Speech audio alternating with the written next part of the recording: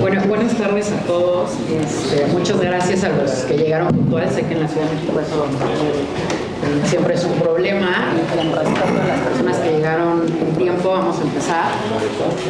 El día de hoy tenemos una sesión conjunta que preparamos tres comisiones: la Comisión de Arbitraje, la Comisión de Derecho Administrativo y la Comisión de Energía.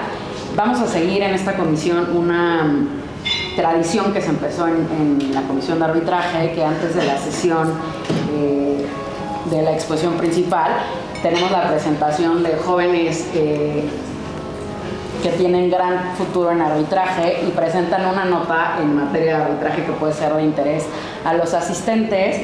Y el día de hoy contamos con la participación de Tamara Capdevila. Es nuestra joven abogada del día de hoy, que nos hizo favor de preparar una nota. Me voy a presentar a Tamara. Es abogada egresada del Tecnológico de Monterrey y asociada de GM Arbitration. Su labor se centra en brindar apoyo administrativo al tribunal arbitral en el manejo del procedimiento. Ha participado en MOOCs internacionales como oradora, redactora de escritos y coach, y en foros de arbitraje como ponente y moderadora. Y bueno, considerando el futuro que le espera a Tamara, que ya no solo es de Muri, sino también ya en la práctica como secretaria de tribunales arbitrales, pues Tamara, te damos la palabra para que nos puedas compartir la noticia.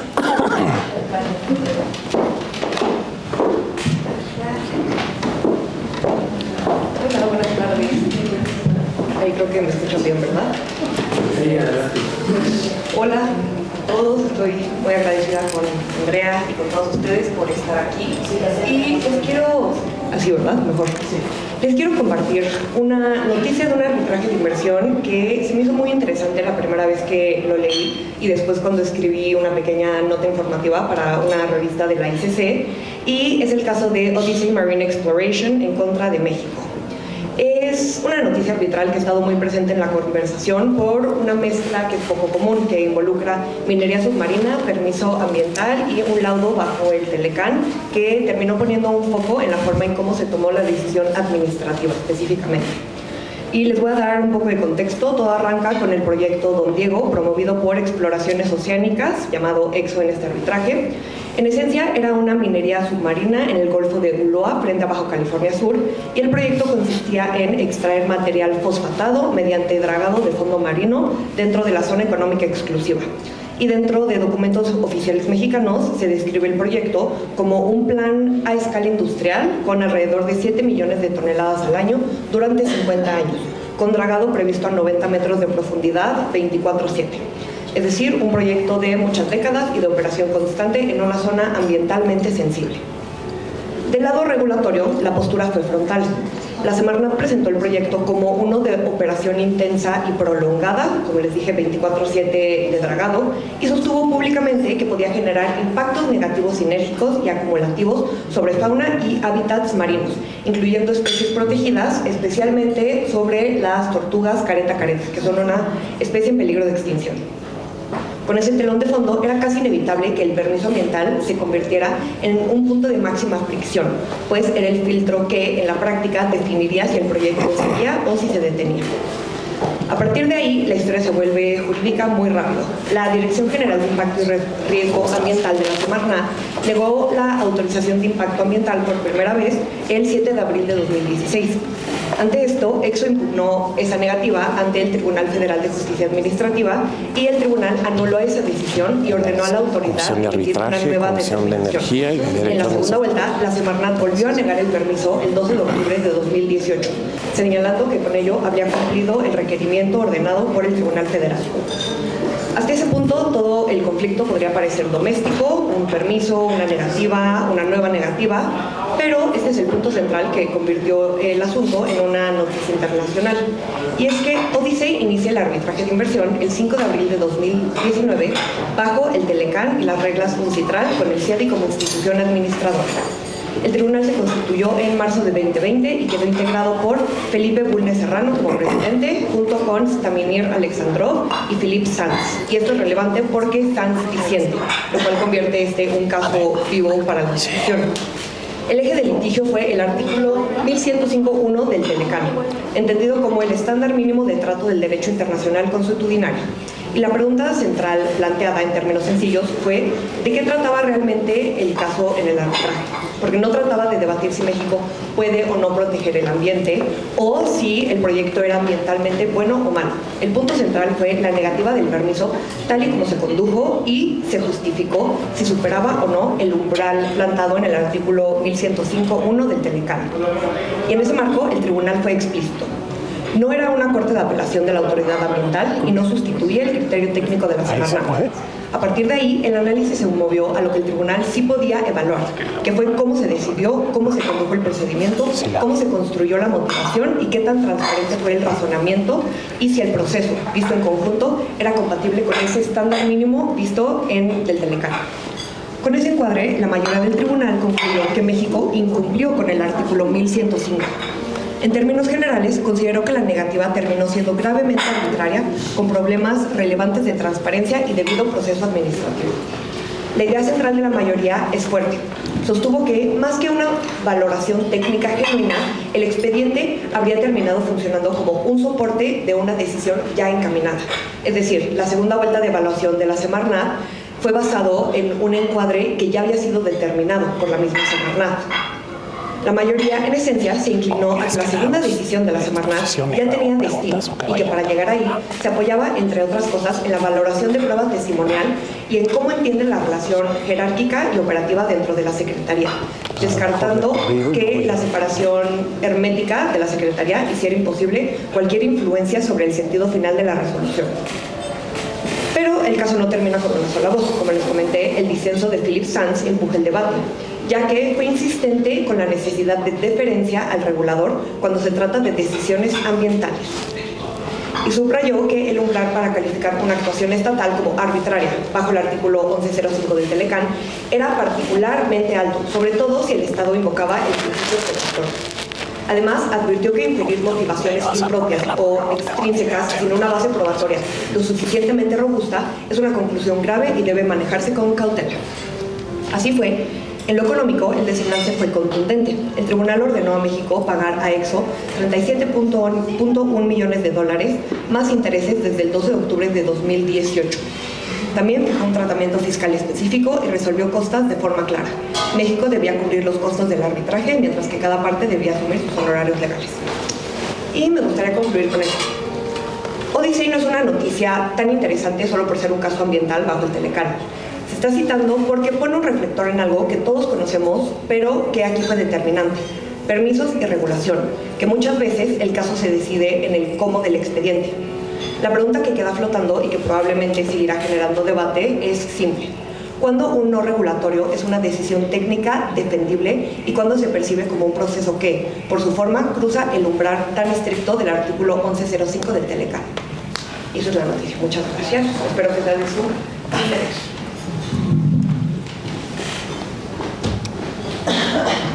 Gracias. No sé si alguien tiene alguna pregunta. Muchísimas gracias, Tamara. Y definitivamente este tipo de noticias, además en el tema de arbitraje e inversión, siempre hay ojos viendo el actuar de las autoridades. Y su actuar no solo va a quedar en el ámbito nacional, sino que se puede estudiar en arbitrajes de inversión para ver en qué momento, como dices, es una cuestión técnica, es una cuestión que puede violar algún tratado. Muchísimas gracias por la noticia. Y bueno, sin querer acaparar el micrófono, como es una sesión conjunta, le voy a pasar el micrófono a Esperanza para que nos haga favor de presentar a nuestro invitado del día de hoy. Juan Carlos, muchas gracias por estar aquí con nosotros. No, perdón que me atraviese. Sí, no. Perdón. Muy buenas tardes a todos. Gracias por estar aquí en presencia en nuestro evento conjunto, y muchas gracias a nuestro expositor por estar aquí con nosotros. Perdón. Vamos a presentar aquí su trayectoria. Gracias. El licenciado, ya se me desapareció aquí, perdón, sí, oye, el licenciado Juan Carlos González Magallanes lo recibimos aquí en esta tarde. Es abogado egresado de la Universidad Panamericana. Tiene un posgrado en Derecho de Amparo en la Universidad Panamericana también, posgrado en Derecho Mercantil en la Universidad Panamericana, posgrado de Derecho Comunitario en la Universidad de Salamanca, España, maestría en Derecho de la Empresa por la Universidad Panamericana también. Cuenta con más de 30 años ininterrumpidos de experiencia, 16 años en el sector privado, en la firma Ocampo 1890 Sociedad Civil, y casi 18 años en el sector público, en Pemex, 2007 hasta el 1 de junio de 2025. Sus áreas de práctica son arbitraje comercial, litigio civil, lato sensu, acciones colectivas y amparo. Lideró, litigó y representó a Pemex, sus empresas productivas, subsidiarias y empresas filiales, litigando tanto como in-house y sin firmas legales externas. En diversos arbitrajes comerciales internacionales administrados por la Cámara de Comercio Internacional y por el Centro Internacional de Disputas de la Asociación Americana de Arbitraje, en disputas relacionadas con las líneas de negocio de upstream, downstream y midstream, en los cuales materializó las expectativas de éxito en todas y cada uno de los reclamos reconvencionales instados. Fue titular del área de medios alternativos de solución de controversias de la Dirección Jurídica desde la creación del área en 2019 y hasta su salida en 2025.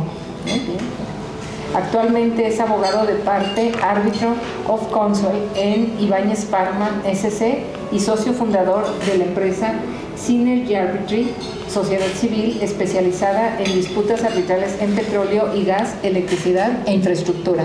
Bienvenido, muchas gracias por acompañarnos. Gracias, Esperanza. Muchas gracias a la Barra Mexicana de Abogados, a las comisiones de energía, de derecho administrativo y de arbitraje. Muchas gracias también, Tamara, por la nota introductoria. Es un honor estar aquí. Y vamos a hablar hoy sobre el Project Finance y la idoneidad que tiene esta estructura de negocio para el desarrollo de la infraestructura en el sector energético, y con un enfoque de una visión forense arbitral desde la práctica dual, ¿no?, de in-house y abogado de parte. Espero que sea de su interés.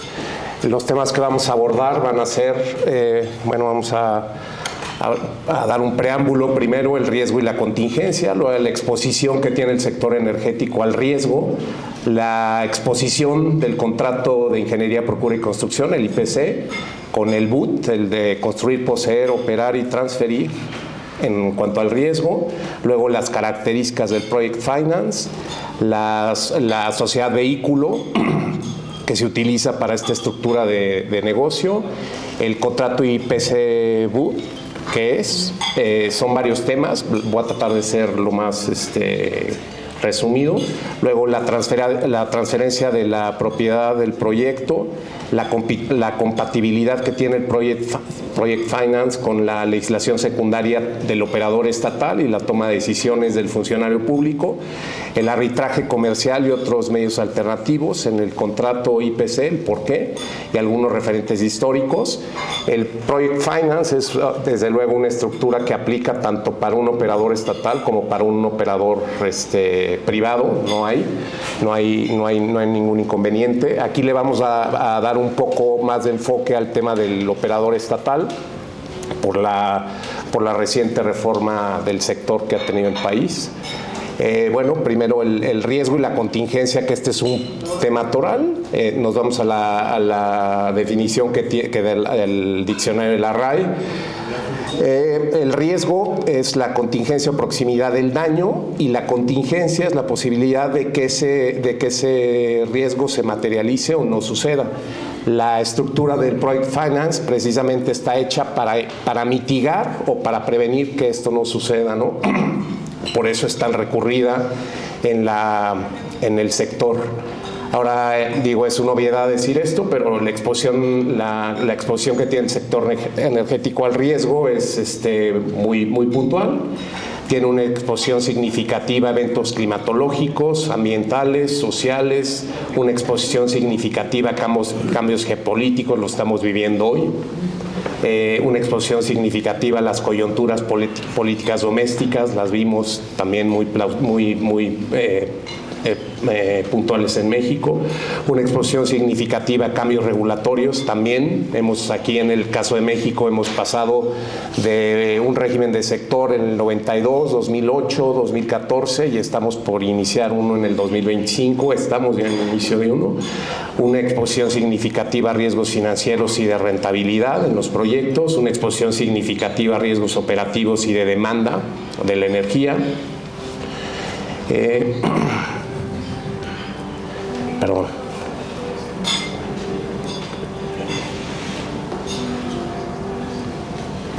Luego, el petróleo y los hidrocarburos inciden y determinan la inflación. El petróleo y los hidrocarburos impulsan las balanzas comerciales de los países. El petróleo y los hidrocarburos anclan la geopolítica, lo vemos actualmente, clarísimo. El petróleo sustenta los productos petroquímicos, el transporte y la energía.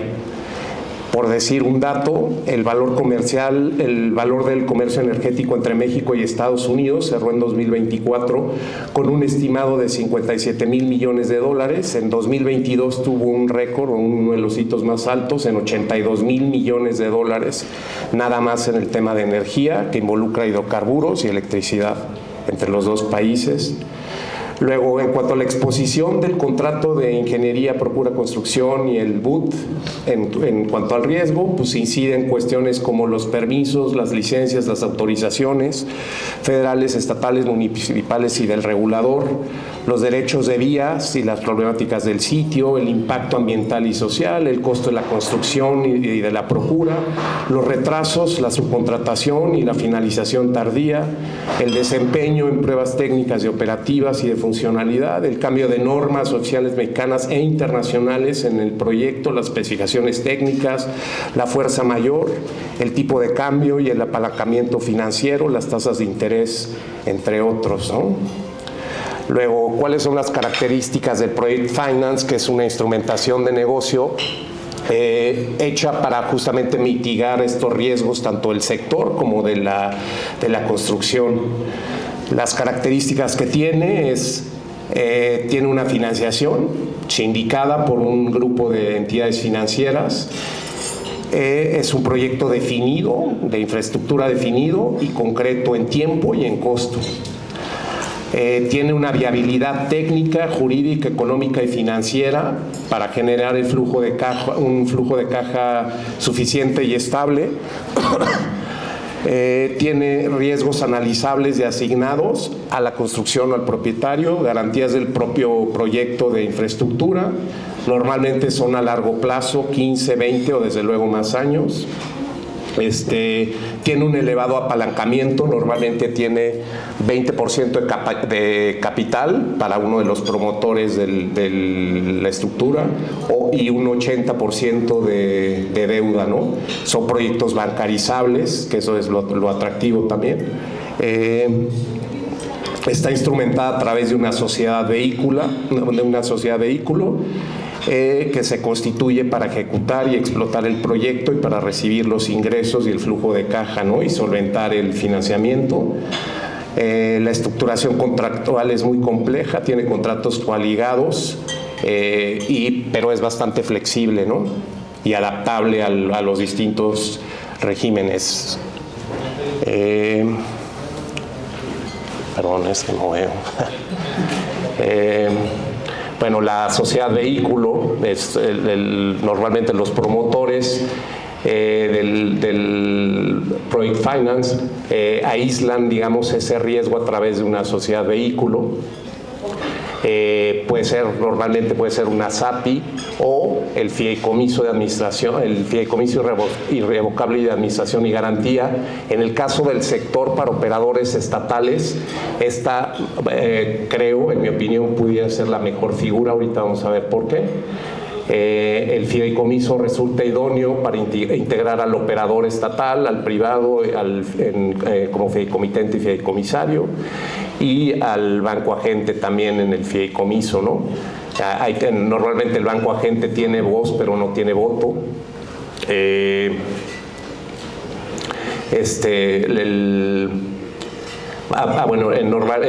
Cuando se estructura vía el fiduciario es quien celebra los contratos.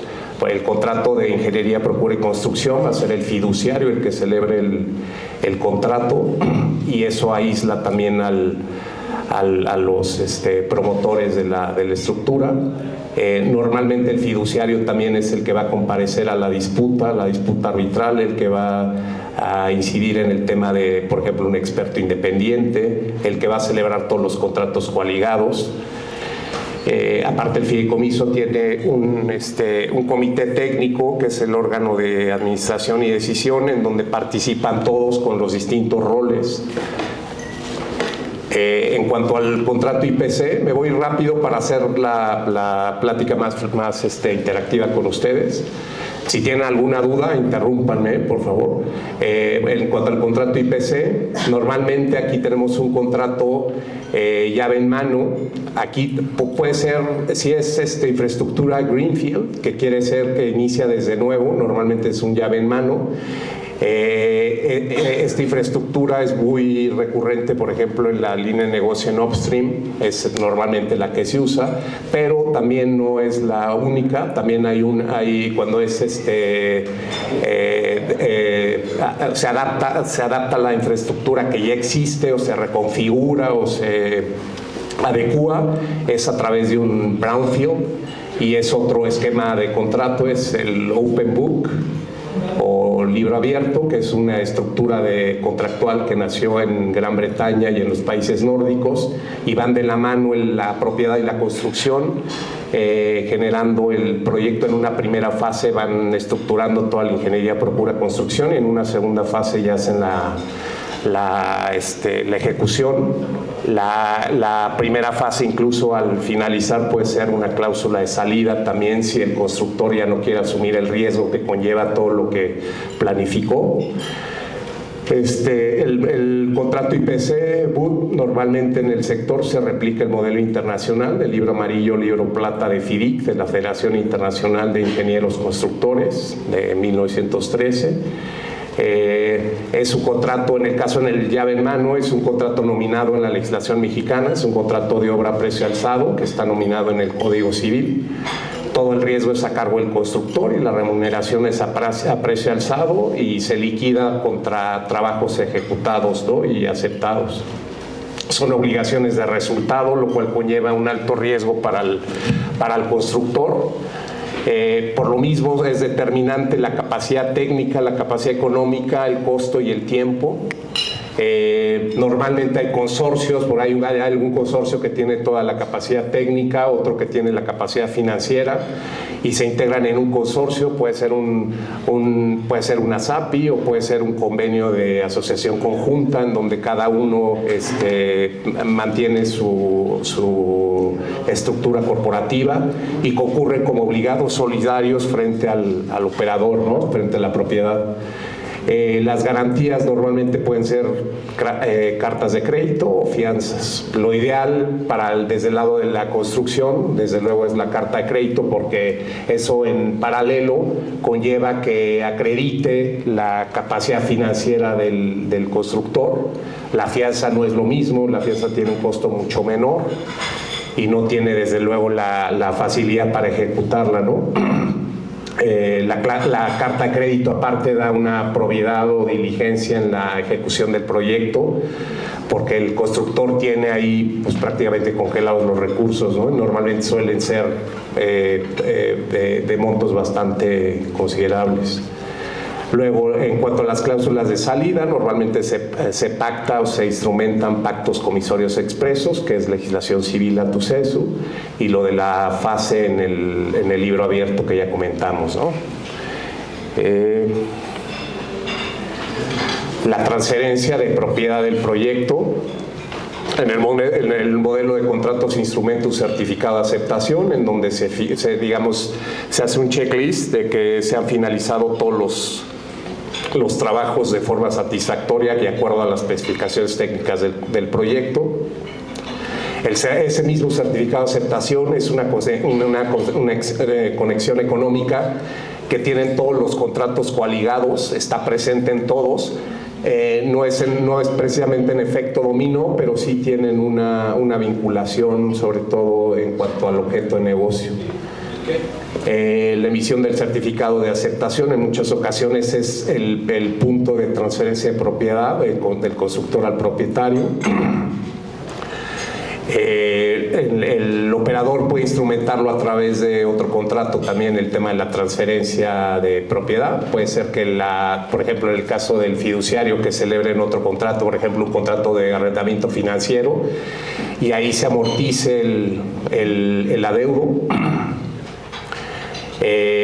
Este punto es relevante también, por ejemplo, ahora con las asociaciones mixtas, en donde se establece un porcentaje tasado de participación para el operador estatal. Por ejemplo, en el caso de CFE, que establecen un 54%, con esa transferencia en el Project Finance se puede instrumentar ese punto al momento en que se dé el certificado de aceptación de la infraestructura. Luego, la compatibilidad del Project Finance con la legislación secundaria del operador estatal y la toma de decisiones. El modelo de contrato está permitido, tanto en la legislación secundaria, tanto de CFE como de Pemex, los artículos 9 y 10, puntualizando que esa legislación secundaria reglamentaria del 25, 27 y 28 constitucional. Para la toma de decisiones, el funcionario está dotado de un régimen especial, tanto en la ley de Pemex como en la ley de CFE, que es el 98 y 95, que le permite tomar decisiones de forma muy flexible al funcionario, y es un régimen especial que tiene una jerarquía, digamos, normativa muy relevante porque es ley reglamentaria.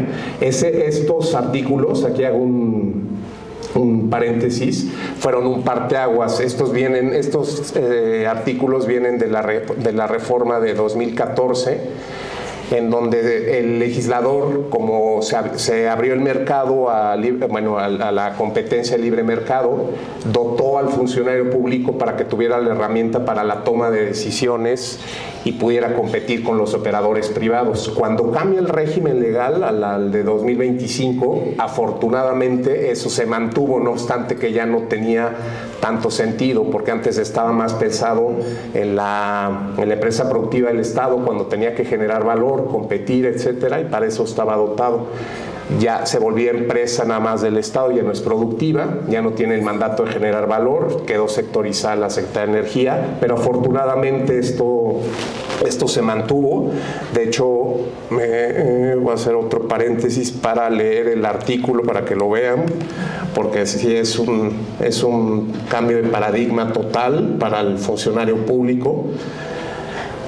Voy a leer son artículos de espejo, tanto en la ley de Pemex como en la ley de CFE. Por ejemplo, voy a dar lectura al de Petróleos Mexicanos. Es el artículo 95, dice: el personal de Petróleos Mexicanos no incurre individual o conjuntamente en responsabilidad por los daños y perjuicios que llegara a ocasionar a las mismas derivados de actos u omisiones, así como por decisiones que adopte cuando el actuar de buena fe se actualice cualquiera de los siguientes supuestos. Cualquiera, no son todos, es uno u otro. El punto 1, cumplan con los requisitos para la aprobación de los asuntos respectivos. 2, tomen decisiones o voten en base a información proporcionada por las áreas responsables debido a la materia. O 3, que esta es muy ilustrativa, hayan seleccionado la alternativa más adecuada a su leal saber y entender, o los efectos patrimoniales negativos no hayan sido previsibles, en ambos casos con base en la información disponible al momento de la decisión. Entonces, muchas veces lo que en los operadores estatales y en la administración pública era justamente la falta de flexibilidad en las tomas de decisiones para poder mitigar o incluso para poder prevenir una disputa.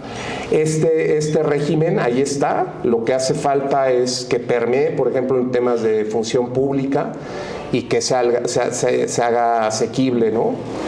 Pero es un régimen muy funcional y muy adaptable al Project Finance. Por ejemplo, aquí en el comité técnico de un fideicomiso de administración y garantía, cuando el funcionario tiene que tomar la decisión y instruye al fiduciario, lo puede hacer con base a este ámbito o este régimen legal y puede flexibilizar bastante o darle la holgura, obviamente si las condiciones financieras, administrativas o jurídicas del proyecto lo permiten, ¿no?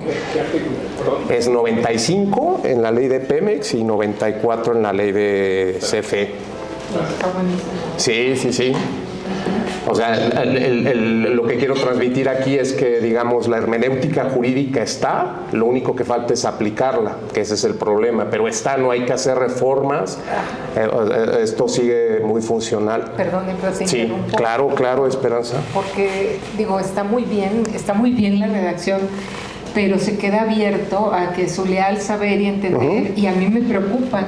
¿Qué opina de esto tanto órganos internos de control, pero sobre todo la Auditoría Superior? Que si le buscan una coma y un renglón, o sea, una palabra, y dicen, aquí dice la palabra, y sobre la palabra hacen interpretación. Ahora imagínate con unos supuestos, está excelente, pero no ha habido casos después de esta reforma de algo que, un precedente, sobre todo en las revisiones de auditoría. No sé si tengas conocimiento, pero es interesante enterarnos. Sí, de hecho, sí. Hay denuncias en la LPP Sí. sobre CFE. 94 y 90 de los artículos sobre la toma de decisiones para efectos de por ejemplo, de la adjudicación de los contratos. Esos son asuntos de carne y hueso que se están peleando. Los han ido sacando, pero como cuentagotas. Pero una cosa es la adjudicación en base al procedimiento administrativo de contratación y otra cosa es en cuanto a la administración del contrato del proyecto, y sí se puede hacer y sí se hizo. De hecho fue del 2014 al 18 hubo muchísimas desavenencias contractuales que no llegaron allá, no rompieron la relación de negocio, digamos suspendieron el arbitraje, dieron por concluir en base a este artículo con el mandato indexado al mandato de generar valor, pero esto hay que documentarlo desde luego.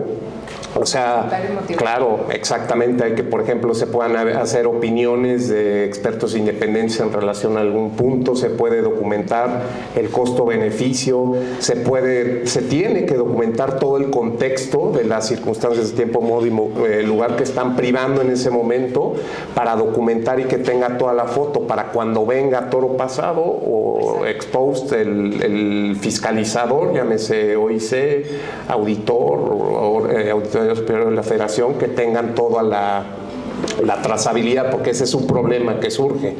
Normalmente quien administra el contrato hay mucha rotación en la estructura, entonces muchas veces son contratos muy sofisticados, son proyectos muy complejos que se pierde la trazabilidad del proyecto y la trazabilidad documental. Incluso la gente que lo planificó muchas veces ya no está en la estructura orgánica, y la gente que toma el proyecto en un momento con un cambio de circunstancias, etcétera, ya no entiende el proyecto, ya no hay trazabilidad documental y puede venir un problema de auditoría, de responsabilidad administrativa, pero no porque hay un tema de corrupción, sino porque ya está la gente que entendía el proyecto, que tenía todas las constancias cuando se tomó la decisión, el porqué, la justificación económica del contrato, etcétera.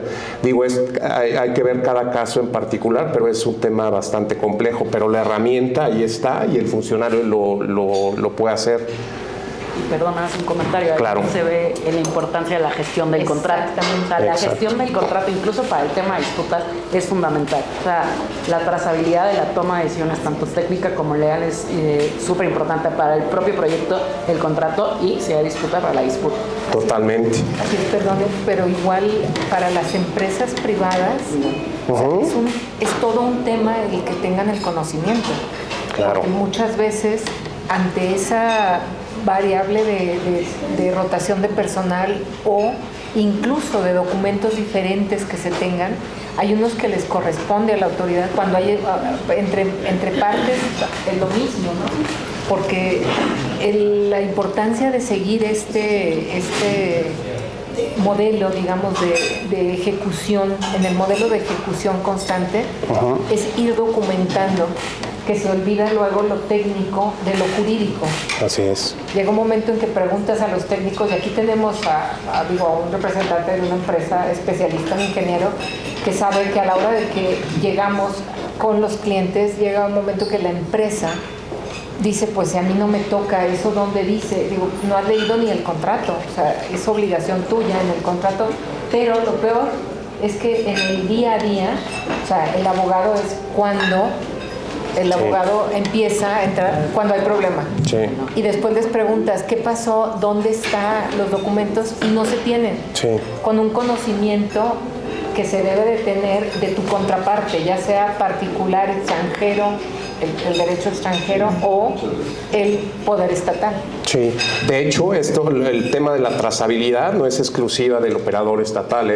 Yo tengo arbitrajes de operadores privados en donde pasa exactamente lo mismo en el sector, también hay esa rotación y muchas veces la problemática de la trazabilidad documental impera tanto en el operador estatal como en el operador privado, no es exclusivo de uno u otro, pero se vuelve mucho más complejo en el contexto y en el entorno del funcionario público por razones que ya sabemos.